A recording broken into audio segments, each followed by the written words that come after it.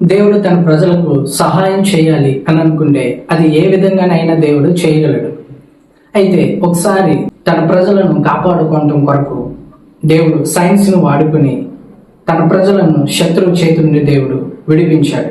2వ రాజుల గ్రంథము 3వ అధ్యాయంలో ఇశ్రాయేలు రాజు, యోధా రాజు, ఏదోము రాజు వీరు ముగ్గురు శత్రువైన మోయాబీలతో యుద్ధం చేయడానికి బయలుదేరి వెళ్తారు.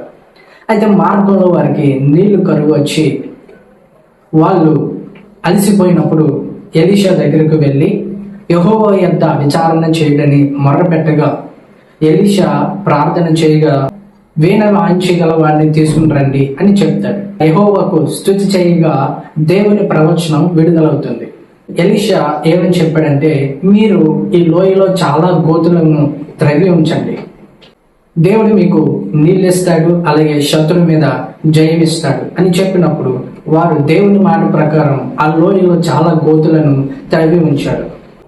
ఏ విధమైన ఈదురు గాలులు కానీ వర్షం కానీ లేదు. అయితే రాత్రి గడిచిపోయింది. ఇటువైపు మోయాబీలు యుద్ధానికి సిద్ధంగా ఉన్నారు. సూర్యుడు ఉదయించగానే ఆ సూర్య కిరణాలు ఈ నీళ్ల మీద పడి అవి రక్తంగా కనబడుతున్నాయి. అయితే మోయాబీలు ఇది రక్తం అనుకుని భయపడి ఆ లోయ దగ్గరకు రాగానే ఇశ్రాయేలీయుల వారు వీరి మీద దాడి చేసి మోయాబీలను అందరినీ సంహరించారు. నీళ్లపై సూర్యకిరణాలు పడినప్పుడు అవి రక్తంగా మార్చబడవు. కానీ ఇక్కడ ఆ నీళ్లు ఎదోము మార్గం నుండి వచ్చాయి.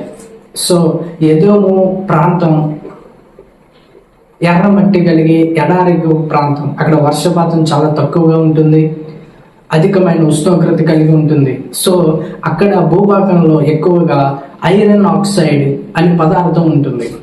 ఈ ఐరన్ ఆక్సైడ్ వాటర్తో మిక్స్ అయ్యి సన్లైట్తో రియాక్షన్ జరిగినప్పుడు రెడ్డిష్ బ్రౌన్ కలర్ ఏర్పడుతుంది. Iron oxide plus water react with sunlight, reddish brown colour కనబడుతుంది. సో ఇక్కడ నీళ్లు ఈ విధంగా రక్తంగా మార్చబడ్డాయి. సో ఇక్కడ దేవుడు సైన్స్ ని వాడుకున్నాడు.